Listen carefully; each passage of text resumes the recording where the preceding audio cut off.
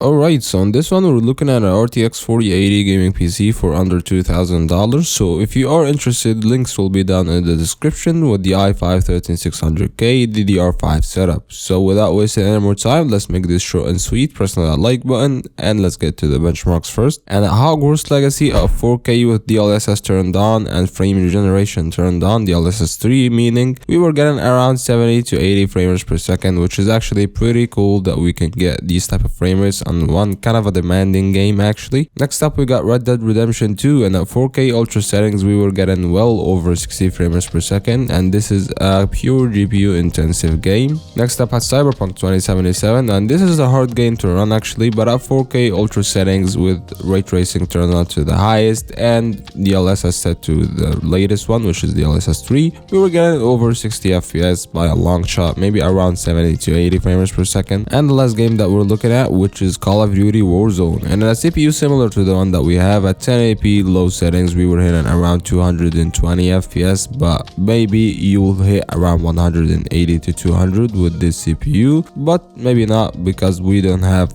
specific accurate benchmark to what we can get. But for the CPU, you know what it is, we're looking at the Intel Core i5 13600K or the 13600KF, both go for the same price. And you know what it is, this is a CPU that goes for $300 for a 20 threaded CPU or a 16 threaded CPU actually, that gets the job done, and it's one of the best CPUs that you can get for gaming right now. And if it's like 5 to 10 FPS away from the 7950 X3D when it comes to pairing it with the RTX 4090, that means that it will not bottleneck the RTX 4080 by any means, because the RTX 4080 is naturally slower than the RTX 4090. So that means that you're not missing out on any type of performance with this CPU GPU combo, and it gets the job done. The 3600K is one of the best CPUs that you can get right now for the money, and it's one of the more lovable CPUs by the community right now. And the board we're looking at the Gigabyte B760M, I believe the S3HX. So this is the DDR5 version, so please don't mix up between the DDR4 and DDR5 versions, because this will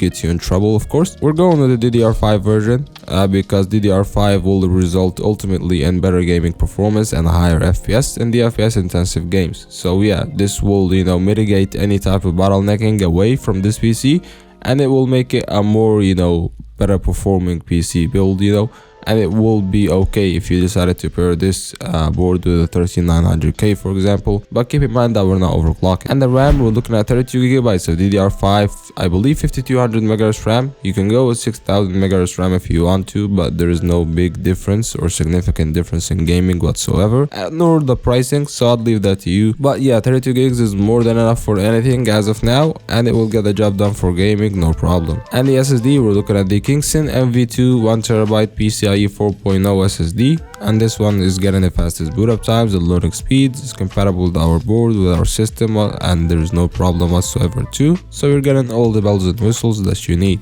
And the GPU, you know what it is, this is the NVIDIA RTX 4080. This one goes for $1,200. It can be on sale for $1,100 at times, but right now it goes for that hefty price of $1,200 compared to something like the RX 7900 XTX. There is a bit of a debate here because they both are pretty much the same in terms of performance, but there is a big pricing gap right now. We're looking at around $150 price difference, but on top of that you're getting a more power efficient GPU, believe it or not, than the XTX version, and you are getting the GPU with the ray tracing capabilities and the NVIDIA capabilities, meaning the NVENC encoder. So you are getting a lot of features for this money, and of course the NVIDIA credibility and the NVIDIA better drivers, the more known to the public masses actually. So yeah, I wouldn't go wrong with any of the both options, but yeah, going with the RTX 4080 makes more sense if you have the money for it, and this PC is still under $2,000. As for the power supply, we're looking at the EVGA 700 watt bronze certified power supply. You can go with any PSU that's